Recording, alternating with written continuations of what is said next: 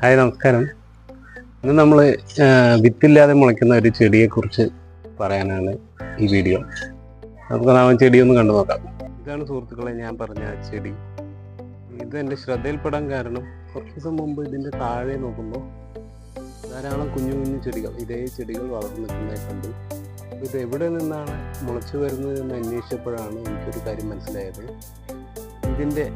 ഈ ചെടിയുടെ തലപ്പിൽ ഈ കാണുന്നില്ലേ കുഞ്ഞു കുഞ്ഞു ചെടിയുടെ രൂപത്തിലുള്ള സംഭവങ്ങൾ, ഇത് അടർന്ന് വീണിട്ടാണ് ഇത്തരത്തിൽ പുതിയ ചെടി ഉണ്ടാകുന്നത്.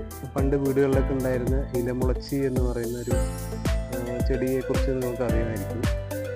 ആ വിഭാഗത്തിൽപ്പെട്ട ചെടിയാണെന്ന് തോന്നുന്നു.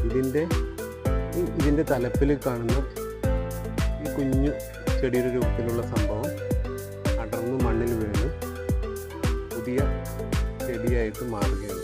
അപ്പോൾ അതെന്തായാലും ശരിയാണോ എന്ന് അറിയാൻ വേണ്ടി ഞങ്ങളൊരു പരീക്ഷണം നടത്തി നോക്കി. കുഞ്ഞു പാത്രത്തിൽ കുറച്ച് അതിൻ്റെ ആ ചെടിയുടെ തലത്തിൽ നിന്നും പൊട്ടിച്ചെടുത്ത സംഭവം മണ്ണിലിട്ട് നോക്കി.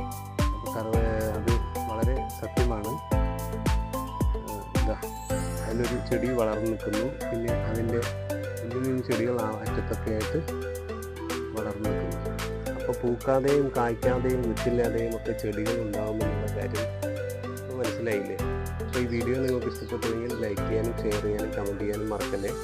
പിന്നെ ആർക്കെങ്കിലും ചെടി വളർത്താൻ ആഗ്രഹമുണ്ടെങ്കിൽ അതിൻ്റെ ഈ വിത്തെന്ന് പറയാൻ പറ്റില്ല, ഈ സംഭവം, ഈ പേരെനിക്കറിയില്ല, ആവശ്യമുള്ളവരൊന്ന് കമൻറ്റ് ചെയ്യുക, ഞാനത് നിങ്ങൾക്ക് എത്തിച്ചു തരാം.